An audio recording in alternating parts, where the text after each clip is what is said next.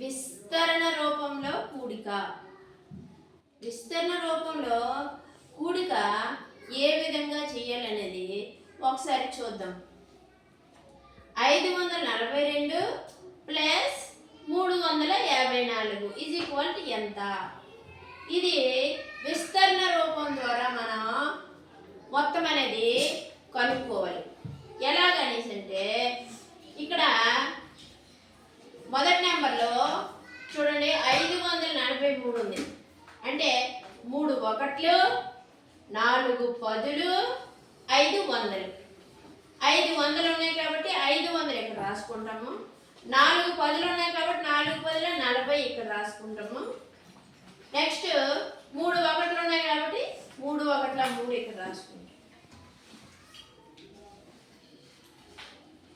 Plus 354. 354లో 1లు 4 ఉన్నాయి, 10లు 5 ఉన్నాయి, 100లు 3 ఉన్నాయి. 3 అంటే 300 అని అర్థం. ఆ 300 అనేది ఈ నిలువుగా ఇలాగ రాసుకుంటాం. ఇవి 300, 5 10లు కాబట్టి 50 ఇక్కడ రాసాము. 4 1లు కాబట్టి 4 1లు 4 ఇక్కడ రాసాము. ఇప్పుడు ఈ 500 ఈ 300 100లో ఉన్నవి కలుపుకోవాలి. 500 300 కలుపుకుంటే 800. తర్వాత గెల్లోన ఇవి 40 ఇవి 50 10ల స్థానంలో వచ్చినవి. 40 50 కలుపుకుంటే 90. తర్వాత ఇక్కడ 3 1లు ఇక్కడ 4 1లు 3 4 కలిపితే 7 1లు. ఇప్పుడు మనకి 3 సంఖ్యలనే వచ్చేవి. 897. ఈ 800 ఇక్కడ రాసాము. ప్లస్ ఈ 90 రాసుకున్నాము. ప్లస్ 7 ఈ 7 ఇది 800 ప్లస్ 90 890. 890 ప్లస్ 7 897. ఇది మనకు కావాల్సిన ఆన్సర్. మనం సాధారణంగా కూడికంటే ఇలాగా ఇచ్చేటప్పుడు మనం నిలువుగా రాసుకుంటాము. నిలువుగా రాసుకొని కూడిక చేస్తాం.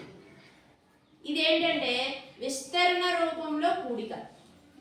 హెడింగ్ పెట్టాము ఇక్కడ, విస్తరణ రూపంలో కూడిక.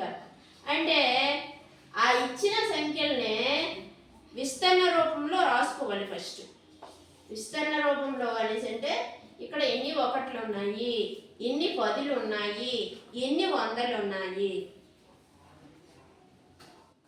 ఆ ఇచ్చిన సంఖ్యను బట్టి మనం ఇక్కడ రాసుకోవాలి. 100ల స్థానంలో 5 ఉంది కాబట్టి 500 రాసుకున్నాము. 10ల స్థానంలో 4 ఉంది కాబట్టి 40 రాసాము. 1ల స్థానంలో 3 ఉంది కాబట్టి 3 1ల 3 రాసాము. తర్వాత ఈ సంఖ్య కూడా అదే విధంగా నిలువుగా రాసుకోవాలి. 1లు 10లు 100లు 300 ఇక్కడ రాసుకోవాలి. తర్వాత 5 10లు అంటే 50. 4 1లు 4 1ల 4. ఇప్పుడు 2 సంఖ్యల్ని విస్తరణ రూపంలో రాసుకున్నాం. ఈ సంఖ్య తాలూకా విస్తరణ రూపం ఇది, ఈ సంఖ్య తాలూకా విస్తరణ రూపం ఇది. ఇప్పుడు ఎలా మనం కూడిక చేసుకోవాలంటే 100కి 100లు కలుపుకోవాలి. ఇక్కడ 500 ఉన్నాయి, ఇక్కడ 300 ఉన్నాయి, 800. ఇక్కడ 40 ఉన్నాయి, ఇక్కడ 50 ఉన్నాయి. ఇవి 10ల స్థానంలోకి వస్తాయి. 40 50 కలుపుకుంటే 90.